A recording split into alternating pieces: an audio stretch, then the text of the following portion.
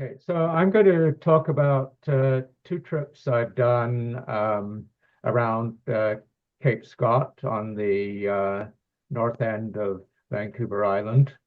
One was in 2024 from Port Hardy to Coal Harbour that I did with fellow SKABC member Ted Lam.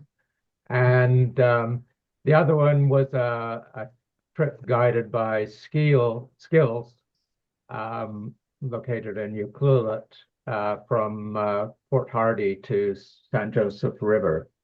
So it's a little bit shorter trip. A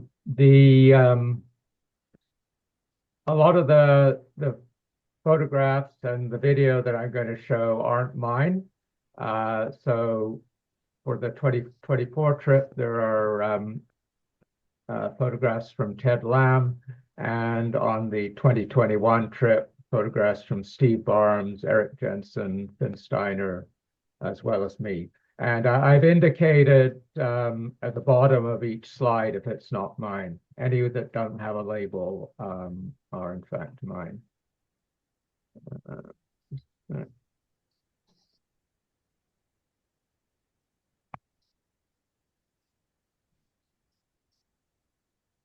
Okay, so both trips started in Port Hardy, then followed up Galitas Channel to the north side of Vancouver Island, and essentially paralleled the North Coast Trail along the north end of Vancouver Island, around Cape Scott, and then down the northwest coast.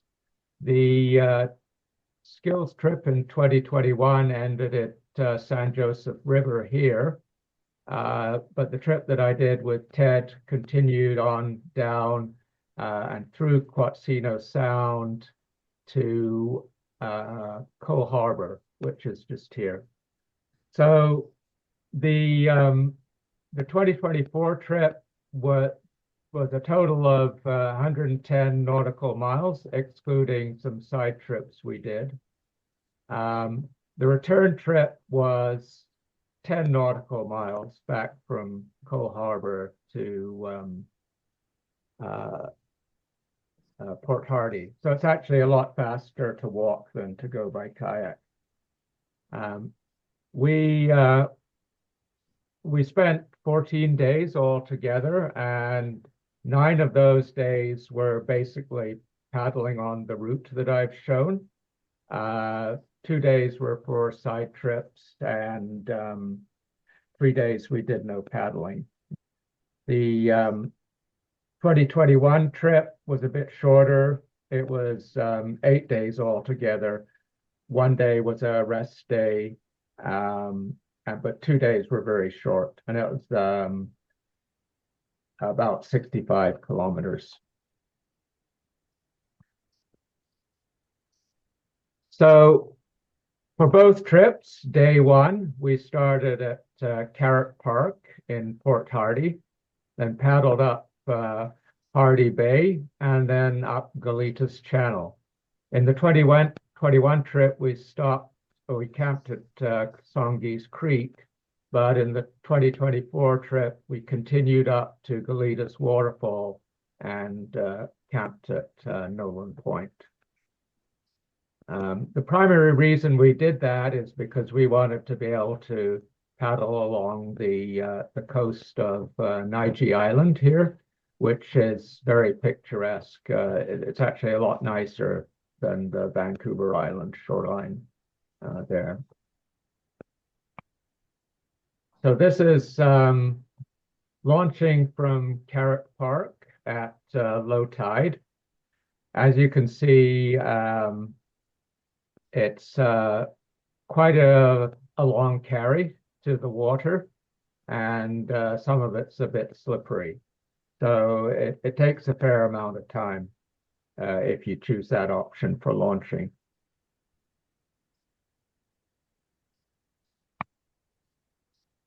So this is just at the mouth of Hardy Bay, and you can see the God's Pocket area over here. Excuse me, Philip, are you using your cursor to point things out? Yes, I am. Is Because it not showing? I'm not seeing it. I don't know if, how other people are doing, but Okay. maybe you can just say on the right-hand side or something Yeah, like that I'll do instead. that. I won't use the cursor then. Yeah, so on the right in the background is God's pocket. So we were surveilled by the locals on both trips.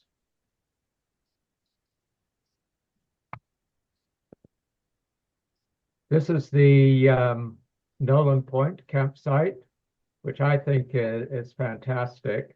And we were really blessed by the fact that we had it to ourselves.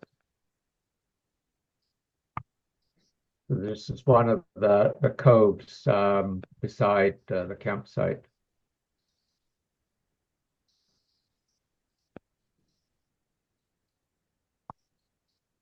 So on day two, we continued along the south shore of Naiji Island. And as I indicated, it's quite picturesque because there are a lot of cliffs along that shoreline. It was a rather gloomy day with intermittent rain, but the nice thing was that we did have a southeast wind. So for our first 2 days, we did actually get a push from the southeast wind. Unfortunately, for most of the rest of the trip, that southeast wind became a headwind until we actually got into Quatsino Sound.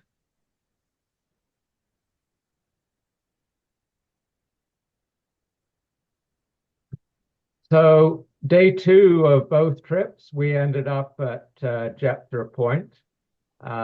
This was from picture was from the 21 trip, where we had nice weather for the first at least 6 days of the trip, in contrast to the 2024 trip, wherein that was our worst weather for the most part. Um, you notice that there's an upper bench, which is quite typical of the pebble beaches on the north and west sides of Vancouver Island. I believe it's formed by the winter storms, but it makes for really nice places to camp. This kind of beach is absolutely my favorite place to camp on any kayak trip.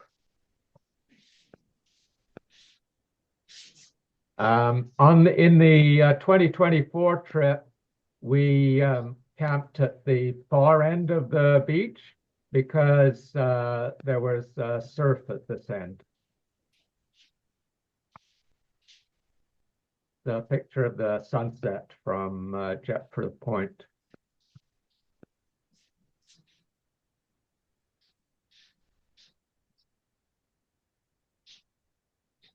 So day three for both trips was essentially the same route.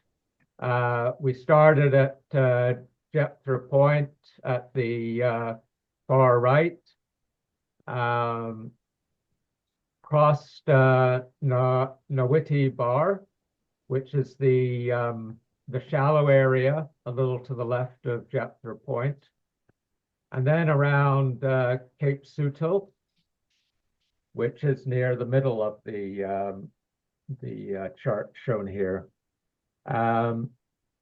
The going around Cape Scott is definitely the most challenging part of the trip, but the area around Nawiti Bar and Cape Sutil can also be quite challenging, especially if you have wind against the current. However, on both trips that I did, it was relatively benign in this area. Um, just to the west of Cape Suttle, we pass Thompson Rock, then Shuttleworth Bight, and Laura Creek. And our campsite was just off to the left of this chart at Fisherman Bay. Um, Generally speaking, we chose campsites that were not directly on the North Coast Trail. The campsites that are directly on the North Coast Trail have are visited by a lot of hikers, so they tend to be a lot more crowded. And by avoiding those sites and staying ones that were off the trail, we essentially had the campsites to ourselves on both trips.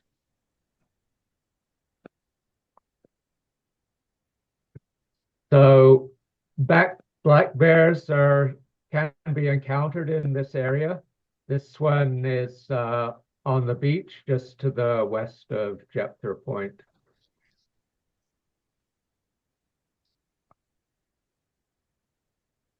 Philip, I think that bear has been there forever. There was a bear there when I was there like 10, 15 years ago, maybe. I was there two or three times, and there was always a bear there.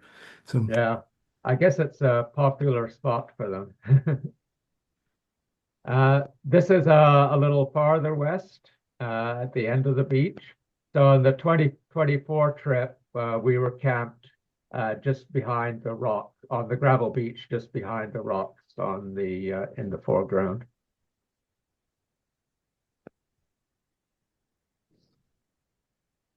A little farther on.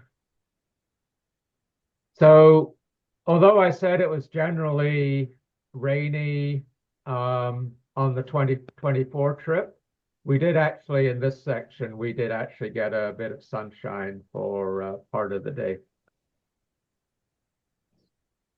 That's Ted Lam there. Carrying along.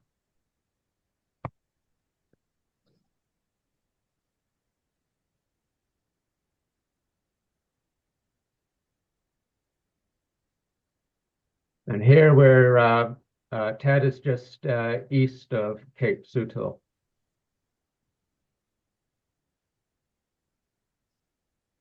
I didn't have any good pictures of Cape Suttle on the 2024 trip, so this is Cape Suttle on the 2021 trip. And as you can see, it was pretty flat water on that trip. It was a bit rougher on the 2024 trip.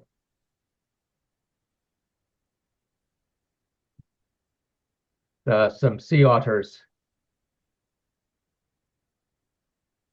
Most of the wildlife pictures that I'm going to show were taken by Finn Steiner, who was one of the guides on the skills trip. And he carries a fairly large telephoto lens and is quite a good wildlife photographer.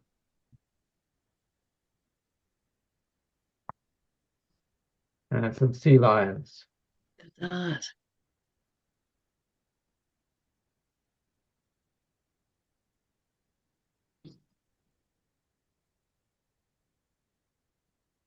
So this is back on the 2024 trip, just near Thompson Rock. And generally speaking, it's a little rougher around the headlands, such as Thompson Rock and Cape Suttle.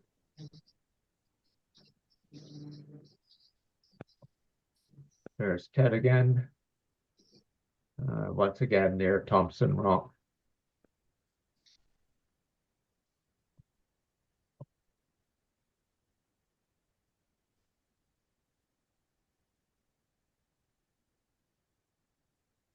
So here we're just approaching Shuttleworth Bight. Yes.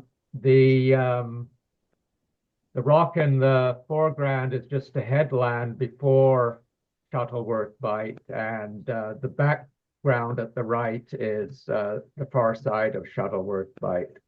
On the 2024 trip, we continued camping, considered camping here to make a shorter day, but in the end, we decided to push on to Fisherman Bay because 2 days hence, the weather forecast was deteriorated. So we wanted to get around Cape Scott the next day before the weather turned worse.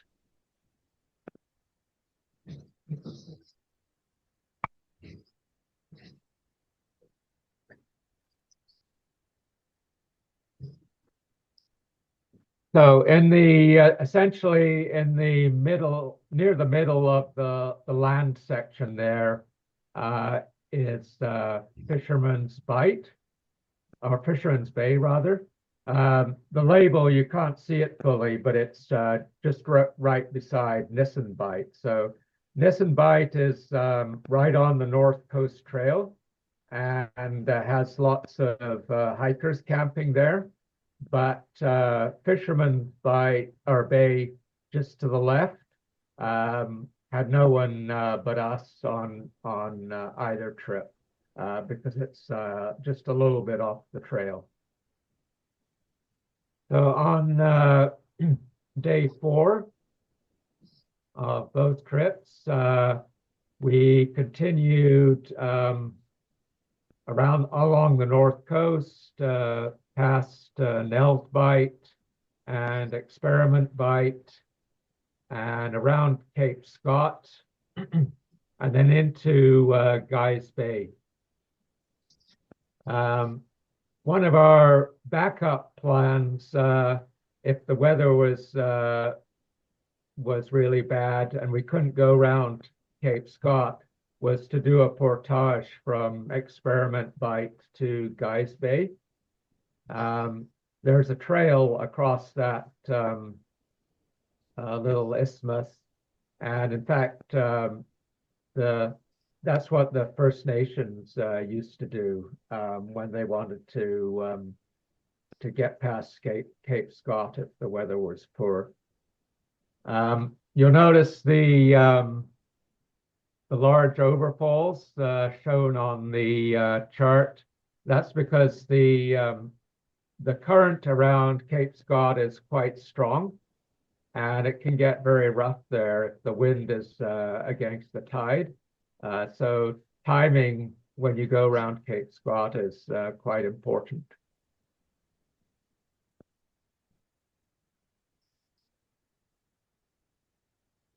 So here's Ted with Cape Scott just behind him.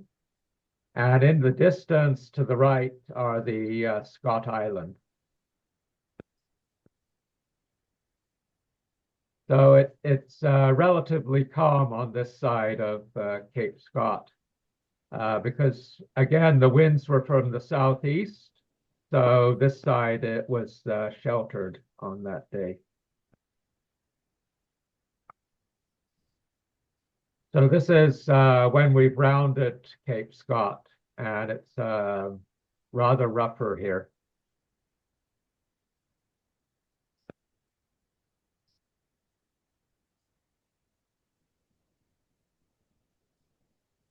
So Cape Scott is kind of at the center at the back of that photo.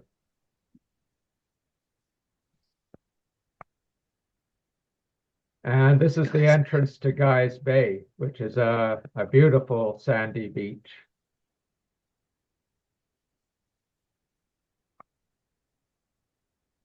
There's Ted entering Guy's Bay.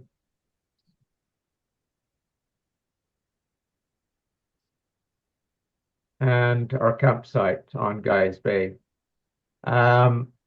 We did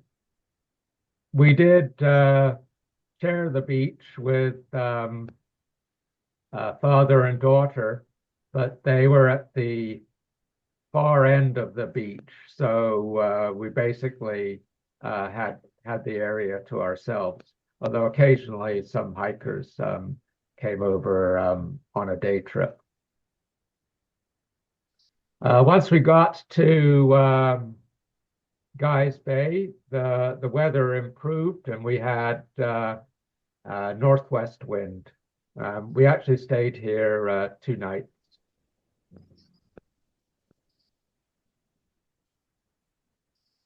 A few more pictures of Guys Bay.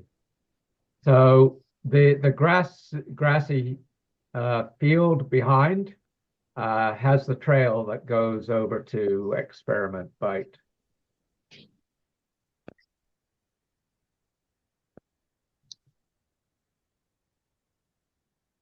There's Ted in his shady room.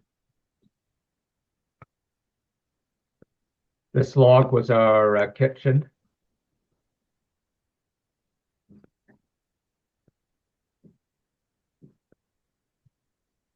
So the day after we arrived at Guys Bay, we hiked up to the light at Cape Scott.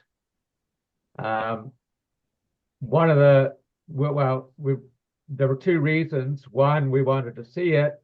And then the other reason was that there's water up there. The lightkeeper has a very large water storage tank, which is filled by rainwater. The rainwater is filtered and disinfected, so it's potable water. And there's a faucet on the side of one of the buildings where visitors can fill up their water bottles. The lightkeeper said they get enough rain that their tank never runs dry.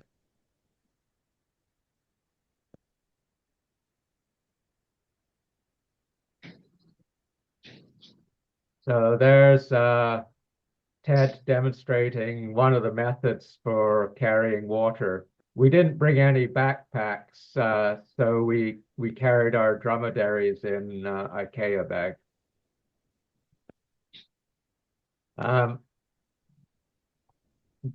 Guys Bay, it's a beautiful spot, but the big disadvantage for kayakers, or at least for us, is we couldn't find any VHF radio reception there. So we were quite thankful that we were able to talk to the lightkeeper and get a weather forecast from him. On the way in, we'd noticed a cable coming up to the lighthouse area for carrying supplies. So we asked the lightkeeper whether, how often they used it and how often they were supplied. And he said that normally supplies come by a helicopter once a month, and that they generally don't use the cable except for very large loads such as lumber, that kind of thing. The lightkeeper had been stationed there for 24 years, and he'd been there continuously except for his vacations. I think it was about maybe 3 weeks. I think it was about a month a year he went away for a vacation.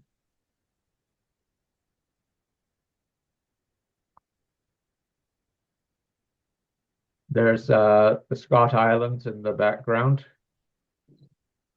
So when we paddled around Cape Scott, we were quite close to the shoreline.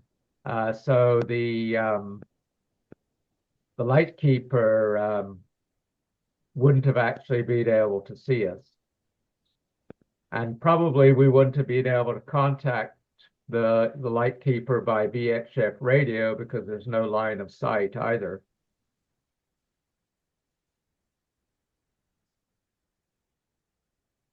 So here we're on the trail up to the Cape Scott Light.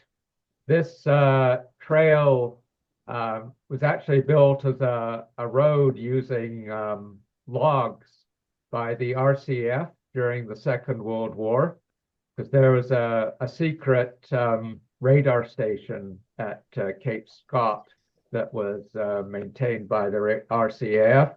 So they used to bring supplies into Guy's Bay and then transport them up this road to the station. So Ted has changed the way he's carrying his water. He tried a few different methods before he settled on something he liked. Whereas I just stuck with the one method, which I found fairly comfortable.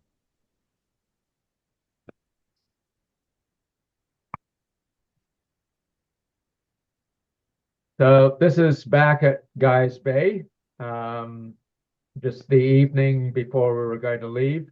And as you can see by the clouds there, a front is coming in.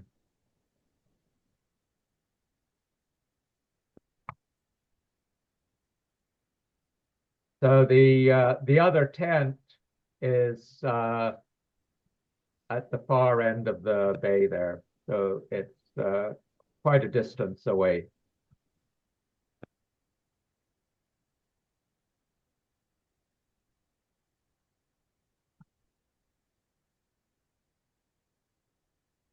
So on both trips, the next day was from Guy's Bay to Hannah Point, which is down near the bottom of the chart by Helen Islands.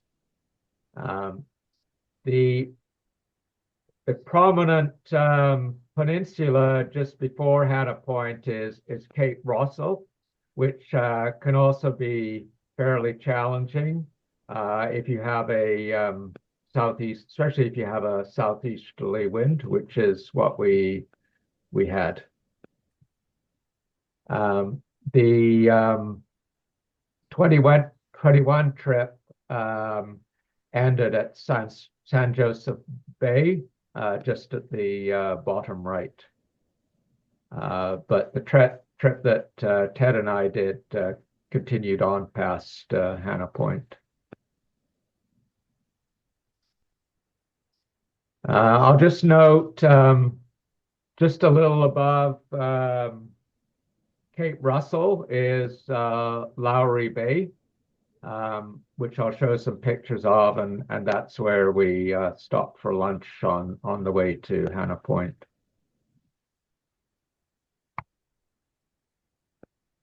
So this is Guy's Bay the morning we left. So as you can see, the weather has deteriorated. Oops, let me just go back. And we set off in a 12-knot headwind.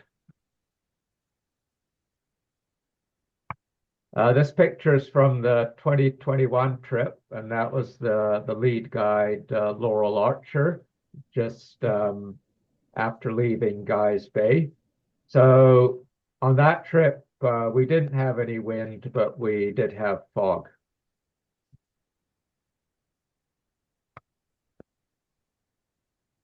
We saw a sea otter in the kelp.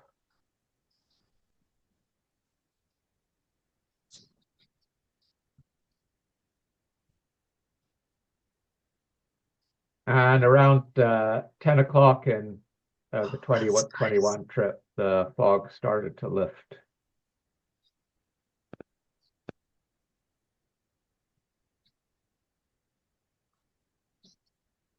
Back to 2024, this is our lunch spot in Lowry Bay. As you can see here, it's a fairly good landing. There is no surf. But this picture looking north shows that there is surf at the north end of the bay. So the south end is protected from a southeasterly wind.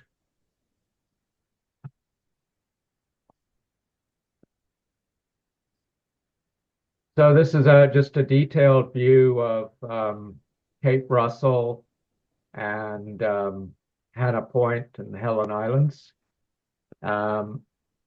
In 2021, we stayed at the campsite labeled Hannah Point East, which is listed on the BC Marine Trails website, which is a really nice campsite. But in 2024, we had a southeast wind, so that campsite was very exposed. So for that reason, we camped at the site I've labeled Hannah Point West, which is a nice gravel beach, but it's not as scenic as Hannah Point East. But it's very sheltered from the wind.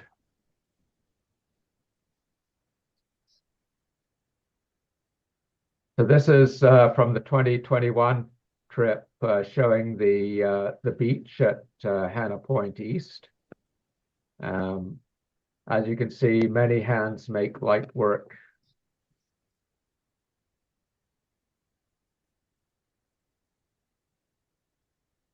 So like Jethro Point, this beach has a nice little upper bench that's relatively flat and good for camping or putting your kayak.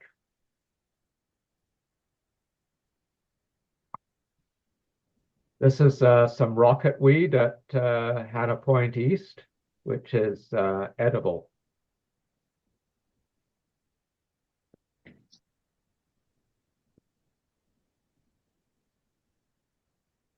Just another view of the across. This is the view across San Joseph Bay from Hannah Point East.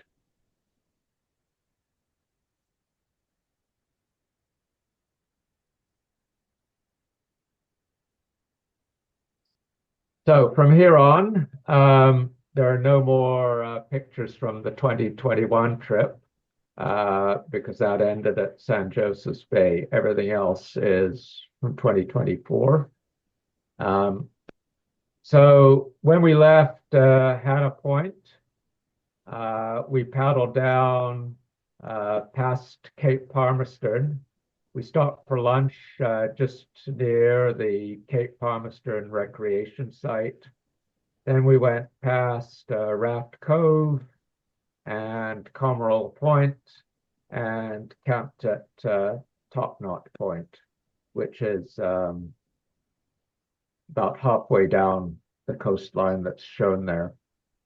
On previous trips, I've camped at Comerall Point, but we decided to push on a little farther to Top Knot Point, even though we knew that there's the possibility of surf at Top Knot Point, whereas Comerall Point was quite sheltered from southeast winds.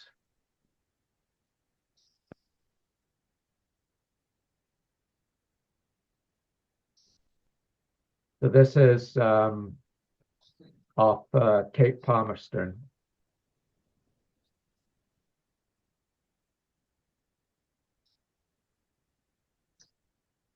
And this is our lunch spot near the Cape Palmerston recreation site.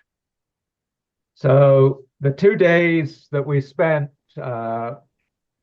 after leaving Hannah Point were the wettest weather of the trip. We had quite a bit of rain those 2 days.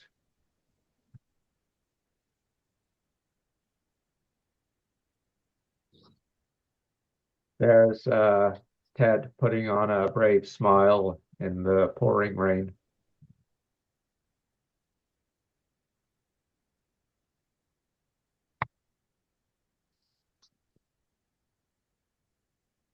So on day 8 of our trip, we went from Top Knot Point campsite down the coast. We stopped for lunch at a little cove about halfway down that section.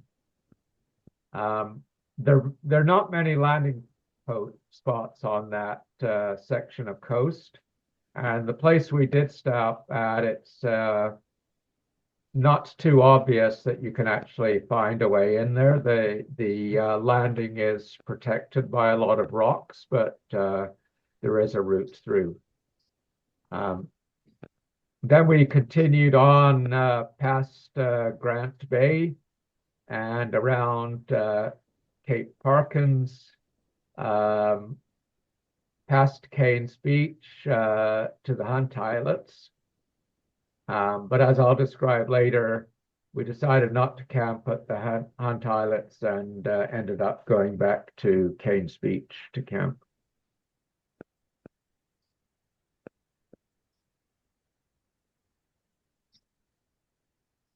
So this is just before we launched from Top Knot Point.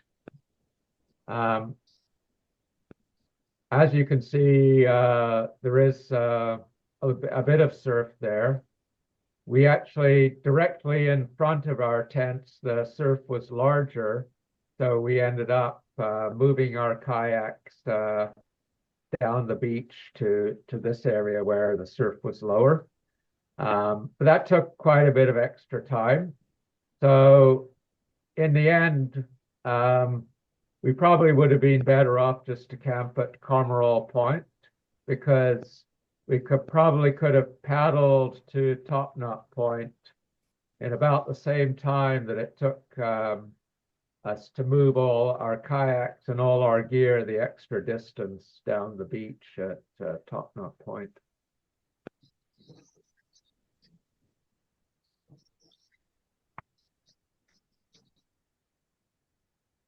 So that's Ted with Top Knot Point just to his left and in front of him.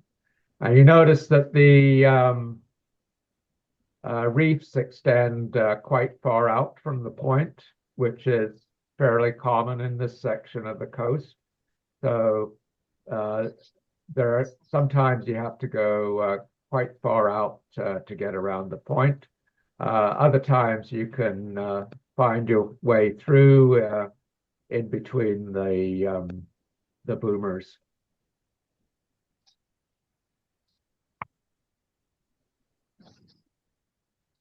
Top Knot Point again.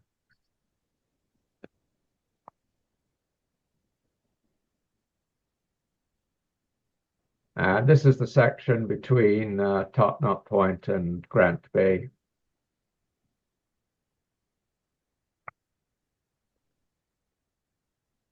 Okay, so this is a little video here.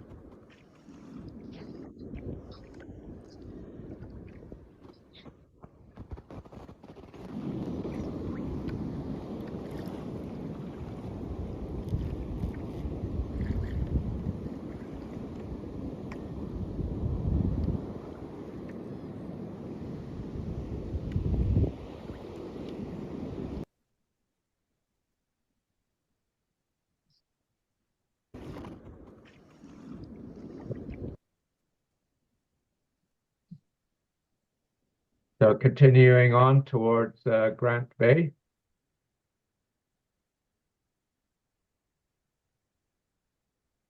It's a little difficult to see, but kind of near the center of the picture, there are some rocks in the foreground and then a headland behind. So Grant Bay is in between those nearer rocks and the farther headland. That farther headland is just near Cape Parkins.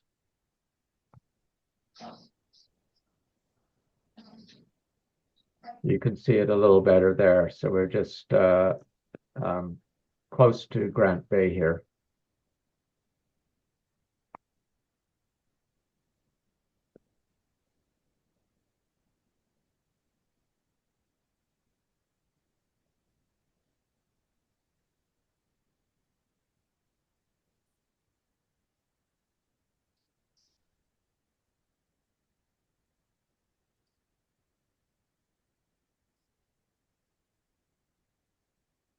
So we went around Cape Parkins and had a look at Cairns Beach.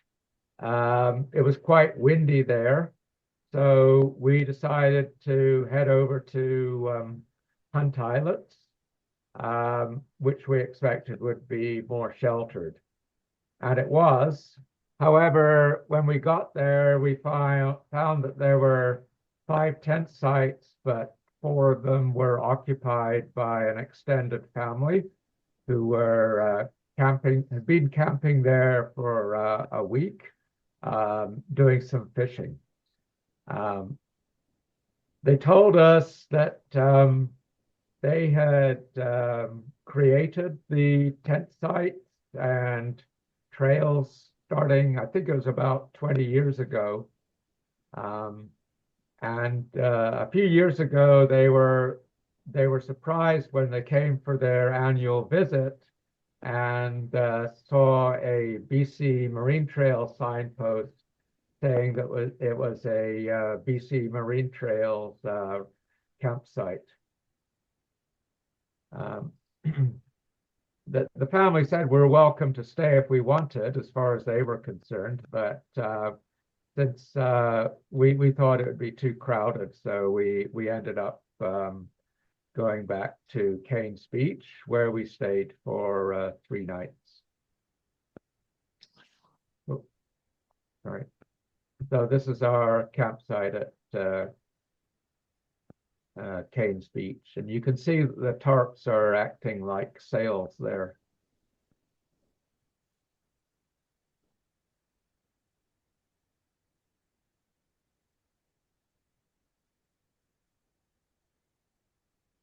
So we made our kitchen on a log.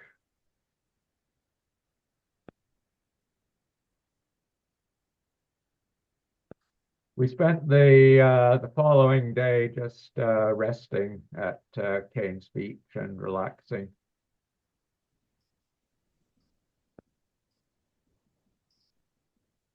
This is a view of Pinnacle Island, which is just in front of Cairns Beach. The passage between Cairns Beach and Pinnacle Island is it's a highway for fishermen traveling from Winter Harbour to the fishing grounds on the west coast. So morning rush hour starts at about dawn. And you're kind of out of luck if you want to find a private place to do your business in the intertidal zone during the rush hour period.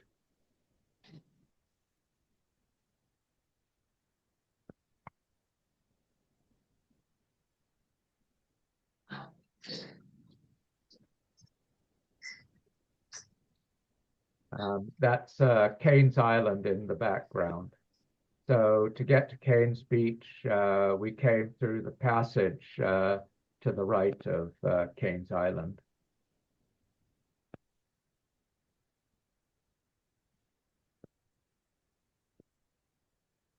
On our second day at Cairns Beach, we decided to go to Winter Harbour, and which is in kind of the middle of the chart here, and Wadle Island, which is a bit farther up the inlet and to the right. The big attraction for us at Winter Harbour was the fact that they had showers there. There's also a grocery store. And we didn't need any food, but we thought it might be nice to get some fresh produce.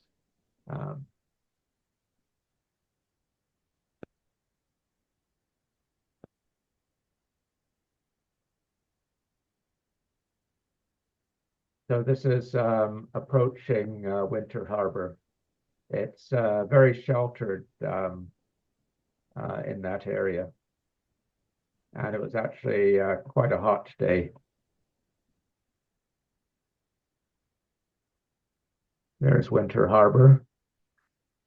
So the only landing options we saw at Winter Harbour were the public dock and a boat ramp with a sign saying private. Um, the ramp looked a lot more appealing for landing on. So there was a teenager working right beside the boat ramp, and we asked him if it was okay for us to land there, and he said, "Yeah, it's fine." So then he told us that the showers were up the hill, so we went up the hill looking for the shower. We were having trouble finding it, so we went over by the store and someone who worked at the resort. He seemed like he might be a manager or something like that. Um, uh, we asked him about the showers, and he said, "Well, they're down on the dock, but they're just for guests of the resort." But then he added, "You'll need 3 loonies to use them." So we figured that if we were using the showers, we became guests of the resort. So we just went ahead and did it.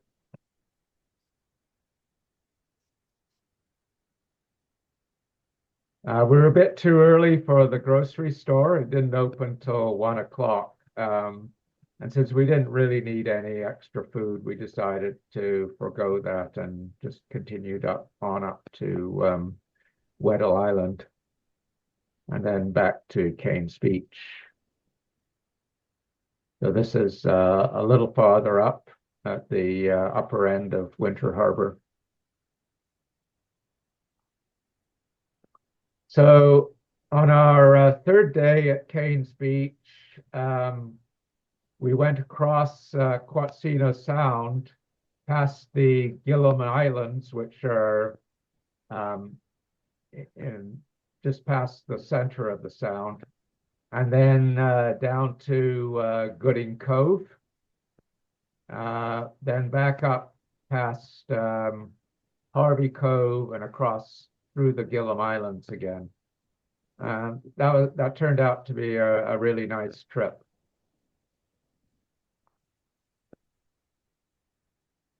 So this is Ted just going past Kane's Point, which is at the north end of Kane's Beach. And there's Ted in the Gillum Islands.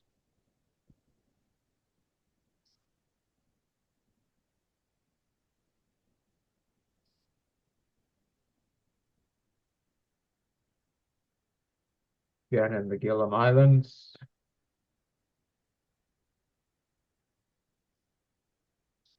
So after the Gillum Islands, we went on to Gooding Cove, which is it's a nice sandy beach, but it's accessible by road. So there were vehicles on the beach and a number of people there.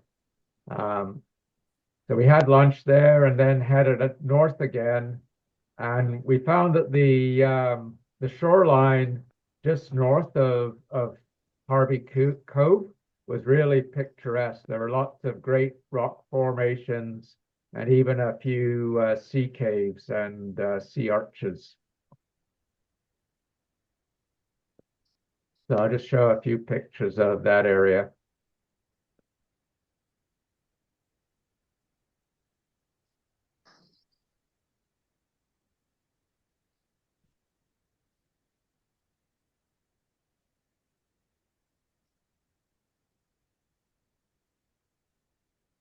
Sea arch.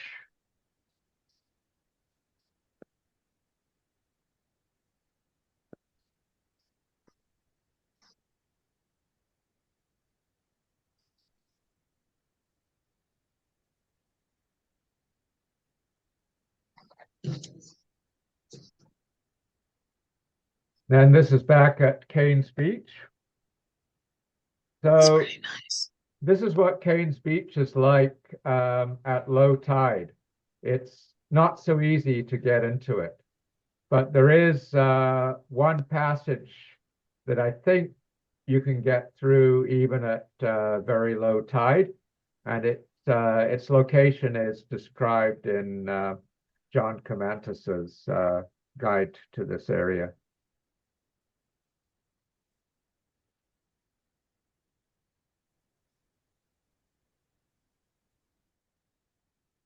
That's Pinnacle Island again. There's some beautiful Oregon stone crop at Cairns Beach.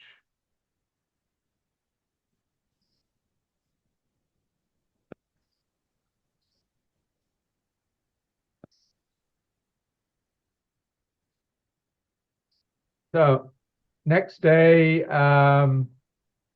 we paddled from Cairns Beach along the north shore of Quatsino Sound. So past McAllister Islet, Quatsino Caves,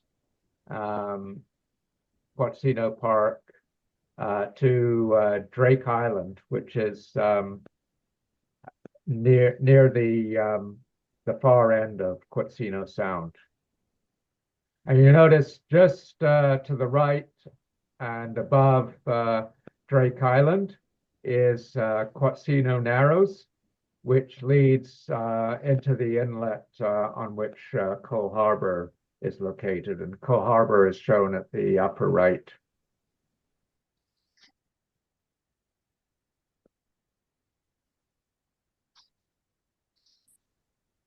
This is McAllister Islet.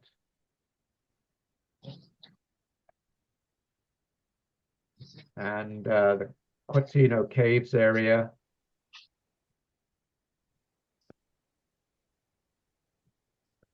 And Drake Island, the campsite.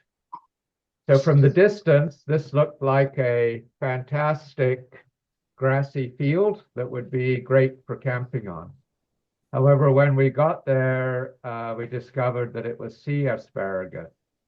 So that meant that the tide might come up.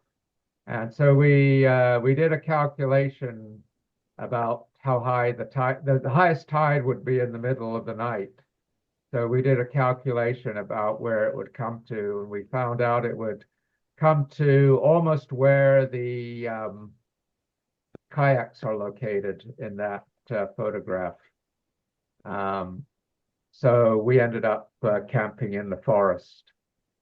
The disadvantage of the forest is that it's absolutely infested with mosquitoes, whereas the sea asparagus area, there were virtually no mosquitoes at all, even though it wasn't very windy.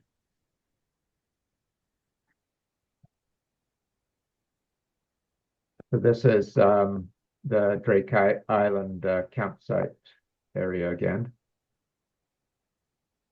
This is the kitchen area. So during the night, the tide came up and covered most of the kitchen area. It came up to about where the two or the three IKEA bags are on the right.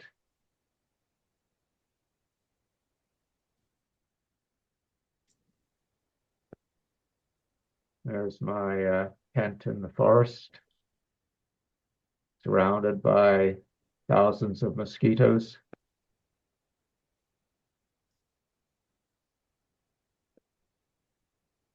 So our final day was to go west from Drake Island and then up through Quatsino Narrows and to Coal Harbour. So Quatsino Narrows can have some fairly strong currents. When we were there, the preceding ebb I think was 6 knots, and we went through on the turn. We went through just after the turn before flood, and the maximum flood was 6.6 knots. So you need to get your timing right if you want to go through there. And there are can be some tide drips, especially at each end of the Narrows. Because it's a little over a nautical mile long, you can't go through exactly at slack. You're always going to be either somewhat before or somewhat after it slack at some point.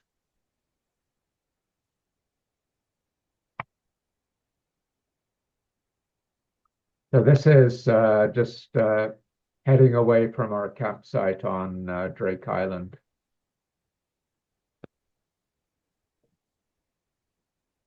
And down the channel towards Quatsino Narrows.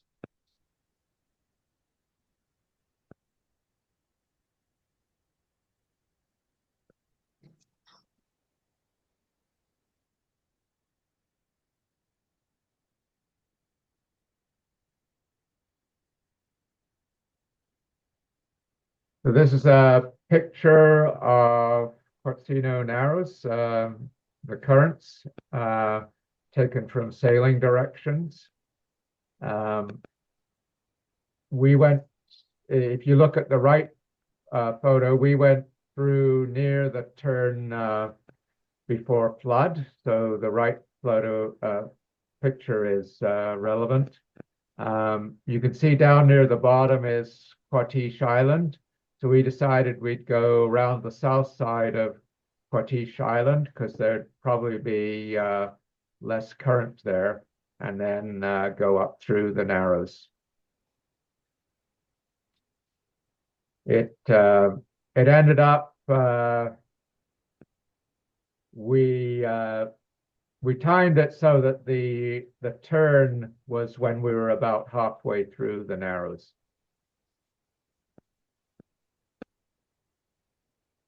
This is the south side of Porty Island, and in retrospect, it may not have been the best choice because we found that whole channel was choked with kelp. The sketch that I showed shows just kelp kind of just close to the island, but that's not accurate. It's actually throughout that channel.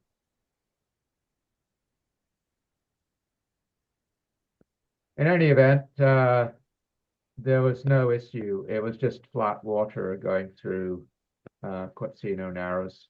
And here we are at our at Coal Harbour.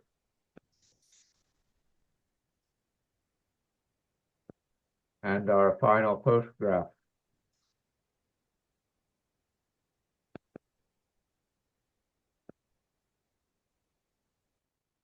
So that's the end of my show.